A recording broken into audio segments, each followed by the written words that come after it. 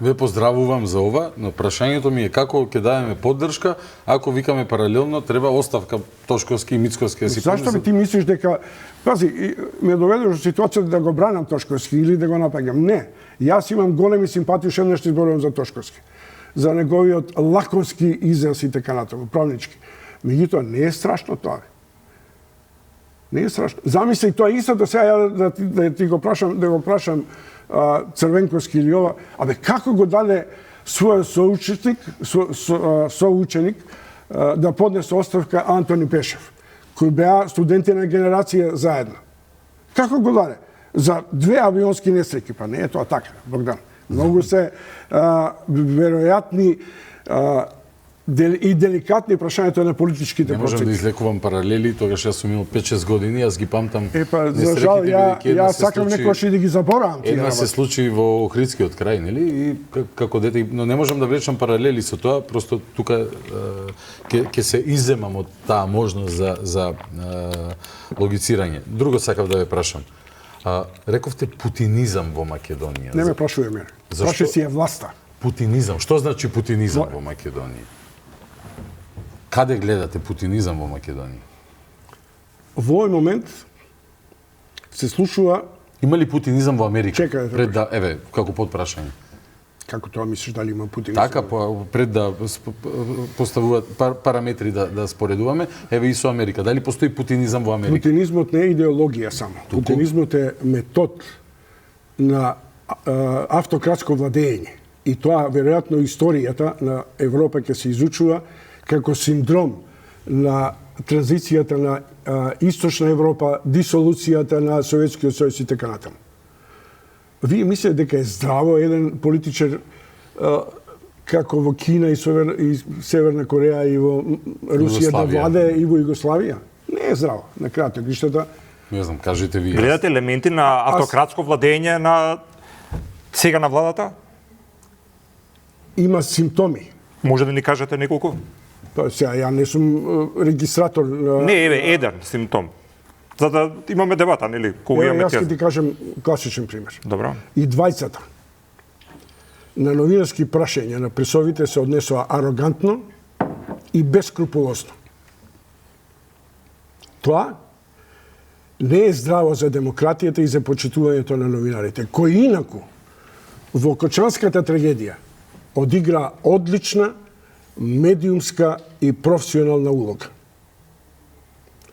Не треба да ја подсетувам што и Мицковски реагираше, што и Тошковски му одговори на колегата. Да завршам со путинизмот. Да, ме интересира. И тоа е прилично геостратешко прашање кое не сакам сега да го. Погледате што се случува. Србија и Хрватска случуваат договор за заедничка соработка и за безбедност. Вучич, кој е некој пријател на нашава држава, не исклучува и воен сојуз. Зашто? Затоа што воен сојуз условно по неговите проценки се создава меѓу Хрватска, Албанија и Косово. Да. И тоа ќе биде тоа кому одговара? Тоа е амбиент во кој Москва е поставила таблата на можна нова Јалта. Ама нели сме ние во НАТО, сменивме име за да сме во НАТО и така натака. Безогледно, во НАТО биле и Турција и ова, па имаат проблеми. Но треба да се биде внимателен. Многу внимателен на тој план. Во однос на геополитиката во хуманитаризмот, не директно на што кажавте ме подсетува, но ме наведе да се сетам на приликите кога Зоран Заев како премиер на Македонија призна јавно дека пред да набави вакцини од Кина во ковидот, побарал согласност од партнерите во НАТО. Тоа за мене и тогаш и денес беше надвор од умот. Кога има хуманитарна катастрофа, приоритет е на секој кој што пледира да се нарече себе си човек, да помогне на другиот. Тоа е природен инстинкт. Јас не сметам дека придобивка на НАТО, а со тоа да го оправдаме сето она што се случуваше за да доведе до нашето членство во НАТО.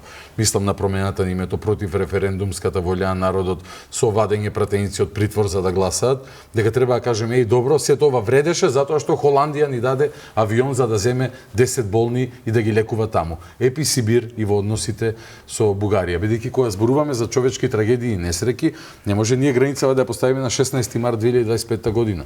Може да одиме 48 година на Вичо и Грамос за да не заборавиме како живееле и нашите предци, кои што живи биле горени, дел од нив нема ни трага ни глас, кога во едни други односи, во една друга констелација, просто биле спржени во нивните родни живеалишта, за денес ние да зборуваме овдека дали требало или не требало да ги спомнеме македонците во Грција или македонците во Бугарија, кои што окапале по затвори и така. Уште малкумина од нив се живи, но се уште има живи сведоци на тоа. Така да, тоа се две различни работи и не се исклучиви. Јас и на мојот најголем човечки, политички или не знам каков непријател би му помогнал кога му треба помош, ако се најде во таква животна немилост како некаква вис мајор трагедија, или не мора да е вис мајор, може да е резултат на тотално еродираниот систем. Така да тука мојата позиција е таа. Добро, го прашав господин Чумовски за искреноста на ВМРО ДПМН, сега вас ја прашам за искреноста на СДСМ. Филипче денеска кажа дека правдата морала да биде апсолутна, дека немат ништо против да се отворат и старите случаи. Сега збориме за председател на партија, во чиј мандат имавме модуларната болница, веќе ја спомнавме, 2 сообраќајни несреќи и сега мандат како министер, не како председател на партија. Апсолутно, меѓутоа како дел од владата. Сега ако има нова истрага, никој не може да гарантира колку длабоко ќе отиде правдата, така што може да настрада и некој што до сега не бил опфатен. Да. Предпоставам дека тие тоа го знаат. Колку се сега тие искрени според вас во желбата да има таква апсолутна правда како што апсолутна правда. Правда да има која што сите ја бараме. Тешко ми е да верувам во суштинската искреност на тие намери поради непогодната ситуација. Ако треба да ја погледнеме вистината во очи, нели, некогаш некому таа ќе му е грда, меѓутоа, ако се водиме по истите критериуми, спомнав и преска, една суштинска разлика има меѓу, пример, модуларната болница и дискотеката во Кочани. Во модуларната болница јавното здравство прифаќа луѓе во одредени објекти и тие луѓе завршуваат фатално. Дали е тоа сплет на несреќни околности или е сплет на лошо планирање, никогаш суштински не дознавме. За жал остана општествениот впечаток, не викам дека е точен, а можеби и е, дека кабелот е крив. Можеби навистина е кабелот крив, ама од кај да знаеме кога се чини дека не беа поставувани вистинските прашања во истрагата и дека беше избегнувана одговорноста за која што, нели, зборуваме во оваа прилика. Нели, ми доаѓате дома, ви се случува нешто и сега некако јас не сум одговорен поради тоа. Сакам да сум секогаш оптимист, бидејќи сакам да живеам во земја во која што навистина работите би изгледале како што изгледаат на пресконференциите денес. Сакаме да зборуваме, и ние сакаме да зборуваме, ќе седнеме како нормални луѓе, ќе расчистуваме, ќе разјаснуваме работи, но сметам дека не е докрај искрено. Сметам дека најверојатно не е. Се пробувам да извлечам суштината, да не се расплинуваме. Не е најверојатно докрај искрено, кажав дека е првенствено обид за факторизација на СДСМ кој што е во една комплицирана положба и лидерството на партијата која што ќе треба после локалните, гледаме дека размислуваат на локалните, бидејќи се ги излегува со предлози за кандидат за Кочани, за градоначалник, заеднички и така натака, очигледно ќе имаат предосеќаат дека ќе имаат предизвици после локалните. Ја лично мислам дека Филипче избрза со лидерска среда. Требаше да ги остави ВМРО ДПМН да се препелкаат се уште на згариштата на Кочани.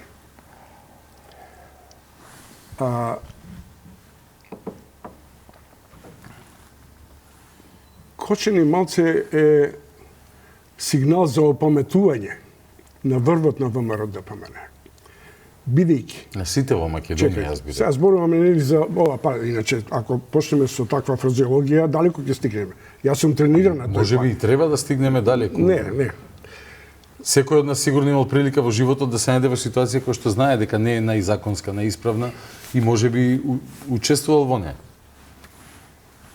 Бидејќи, нели, сите ние сме дел од системот. Не сакам да спорам на начин кој не одвлекува од ситуацијата. Немам таква намера. Немам таква намера. Кажам неколку работи. Прво, после Кочани запрене стампедо рейтингот на ВМРО ДПМН. Поставена е граница на победливост на ВМРО ДПМН. Со кого? Кога? Тоа е друго прашање. Завршува ерата во која ВМРО ДПМН е во Кочани и во такви слични средини. Ке каже, види, ова не е моја работа. Нашите успеси се милиардата од Унгарија, ви ги дававме на општините и така натаму. Не бе, луѓето чувствуваат. Знаат. Дури и тие што се ВМРО во Кочани се онесреќени. И знаат дека ја сменија власта затоа што не функционираше. Избраа друга алтернатива затоа што се надева дека брзо и рационално ќе ги решава проблемите. Штом народот ќе биде изневерен на таквите емоционално есенцијални предизвици, тогаш политичката алтернатива стапува на сцена. Тоа што сега СДСМ нема никаков кредибилитет, тоа е само пропуштена шанса да се врати во игра и така натаму. На што ги темелите вашите тврдења или на која анализа или испитување на јавното мислење се повикувате, кај што велите дека рейтингот на ВМРО ДПМН го достигнал веќе пикот и дека сега може да оди само надоле? Не правам анкети. Не правите, може да сте прочитали некоја. Нека направат анкета само за Кочани. Значи тоа е ваше чувство сега. Сега нека направат анкета, нека направат во Кочани анкета. Какво е расположението? Ја не викам дека тоа ќе биде СДСМ-овско, не викам дека ќе биде анти-ВМРО, но во секој случај... Мислам дека е бизарно сега во овој момент партиски анкети да се прават во Кочани. Да не е многу рано. Анкети се прават во секое време. Не мора да бидат јавни.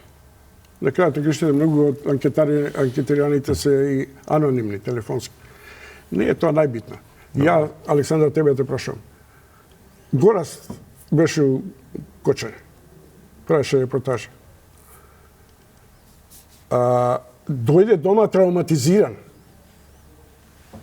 Иако јас го подготвував, правевме муабе дека во овие деликатни ситуации треба да имаш дистанца, не можеш да влезеш со емоции, не можеш да ги притискаш луѓето кој е виновен, дали можеш да се спречи. Травматизиран. Највпечатлива изјава која ми демне овде во мозокот е: Кочани е мртов град. Не една мајка, сопруга, жителка од Кочани. Мислиш дека не е мртов град? Кочани кој беше прилично спастрен град, еден од најчистите во Источна Македонија. Многу Кочани кој немаше никаква инвестиција освен 2-3 фабрики, хартија, мартија и така натаму, и руени. И не смееме, еве погледете. Еден друг близок на моја фамилија дојде и ми рече зашто, и тоа со критика, зашто толку дигате врела? Па таа такво кабаре има височина над 4-5 метра. Внатре, вика, е релативно добро било спастрено. И јас се чудам, не можам да верувам дека во такви услови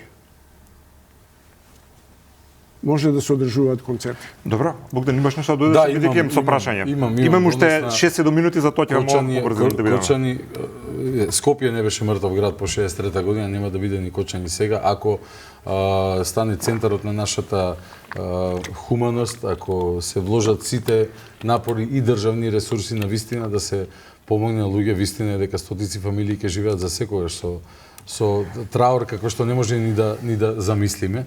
Меѓутоа, должност на сите од нас е посебно внимание да обрнеме на Кочани и да помогнеме Кочани колку што е можно побрзо да го направи првичното премостување, првичното, оние кои што можат, некои луѓе нема можат никогаш, но на ова што се случи. Исто така мислам дека можам да кажам дека се согласувам со Александар дека мене ме растажува зборувањето за политички рейтинзи поврзани со епилогот на трагедијата и така натака.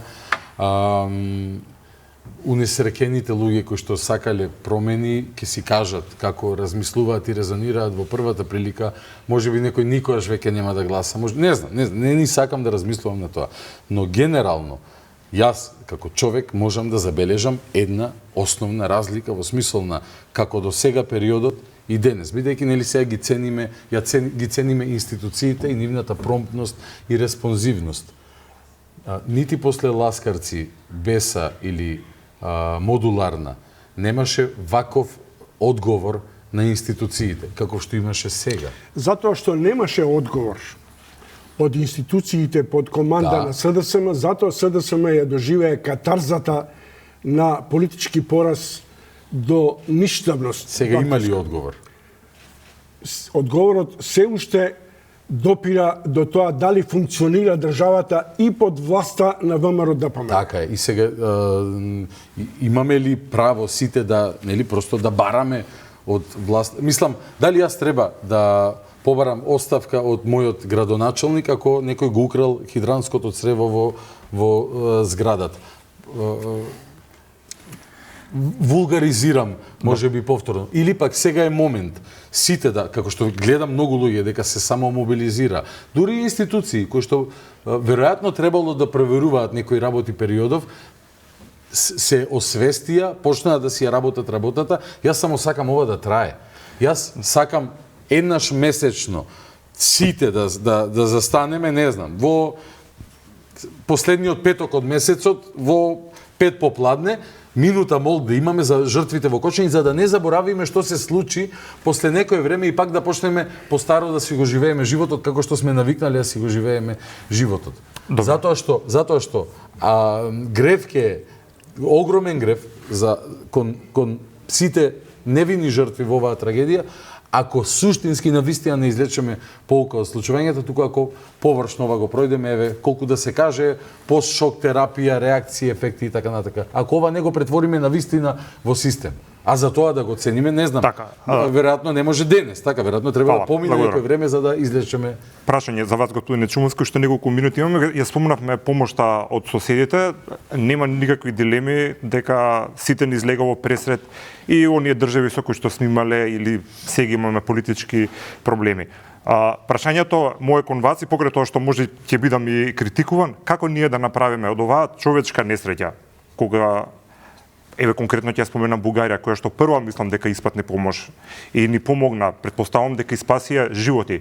Како тоа да го трансформираме во државно пријателство, односно пример да не блокираат во Европската унија и на тој начин да можеме ние нашите институции побрзо и поефикасно да се ги реформираме. Тоа прашање адресира го до Богдан. Ќе го прашаме, него ме интересира вашето мислење. Богдан и целата таа новинарска екипа која се уште и сега реинкарнира со прашањето и во вакви услови на одбрана на така речената македонштина. Како се реинкарнира? Така, затоа што сега одеднаш од да речем условно излегоа на јавна сцена некои заборавени типови, се возобновија ботовите кои прават директни напади и атаци на слободата на мислење, на изразување. Зашто со Бугарија конкретно ве молам, бидејќи навистина не затоа што јас ги следам овие твоите уводници и соговорници кои одат на таа линија и дека предполагам дека ќе имаш еден миг кој ќе зборува за Бугарија, кажеш, ама таа Бугарија нас ни помогна. Не знам дали јас треба во секоја секунда од денот да го кажувам тоа. Не, ама барем еднаш во неделата или еднаш во месецот наспроти целокупните трактати дека е продадена оваа држава, дека сме загрозени со името. Јас сега те прашувам најсериозно. Ајде. Кој дел од националниот пркос на Македонија е загрозен? Името, државноста, националниот идентитет со помошта? Кој дел? Кој дел ние мораме да се откажеме за да привлечеме. Тоа е како да кажеме дека придобивка од членството во НАТО е што може на Халкидики да се сунчаме на плажа. Бидејќи кој дел е загрозен со помошта од Бугарија, навистина прашање на кое што не би давал одговор на крајот на емисијата. Моите трактати за кои што вие зборувате, на пример тема Бугарија, јас не сум обработувал можеби 2 месеци, бидејќи се смирија состојбите. Јас не сум ја обработувал бидејќи се будам сабајле и викам, како сега да кажеме колку ние ги мразиме тие лошите бугари. Јас имам роднини во Бугарија.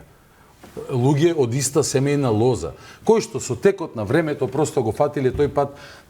Не разговараме на историските ми, дали тие прифатиле нивната верзија и така натака. Имаш и бугарско државјанство? Немам бугарско државјанство. Немам. Да знам да бидеме рамноправни, зашто? Немам. Можам да, ако сакате да зборуваме на бугарски или на српски. Како Не, само македонски. Но. Богдан уште 30 секунди завршувам. Јас сум реагирал кога Македонија и македонските интереси биле предизвикани од политички чинители таму, кои што или се дел од извршната власт, или пак ги галванизираат состојбите таму и предизвикуваат реакции кај нас. Дали треба да молчиме како што се молчело кога не ни излегувал Каракачанов со карти на голема Бугарија, зошто за еден ден ако изгорат деца во Кочани да пуштат амбулантни возила? Тоа е прашање на базична човечност. И не сакам ни да ги доведувам на кантар, бидејќи е жално, бидејќи е непочит кон жртвите во Кочани, да правиме паралели сега со односот кон човековите права пер се, што е суштинска тема и од Македонија кон Бугарија и од Бугарија кон Македонија, секој на својот начин како тоа го гледа. Јас не мислам дека тоа што имаме најголема трговска размена со Германија треба да ги избришеме од архива на Агенција за филмовите за Втора светска војна. Од сите 30 филма што ги имаме, 15 се за Втора светска војна. Што да правиме ние што тие биле нацисти во Втората светска војна? Ништо. Се извинија луѓето, се извинија. Продолжува ли животот? Продолжува. Се сакаме, соработуваме, јесте да возиме германски коли, да. Друг е проблемот овдека. И мислам дека го знаете, ама ете, цела тема ќе ни треба уште 2 емисии за ова да разговараме. Ви благодарам на двајцата за учеството во вечерашната емисија. Фала на приликата. Имав многу малку работа, бевте доволно интересни и занимливи. Се најдевам го задржавме вниманието на гледачите и можеби научија нешто ново. Секојаш задоволство, фала. Да, почитувани, ви благодарам и вам и останете со програмата на Канал 5.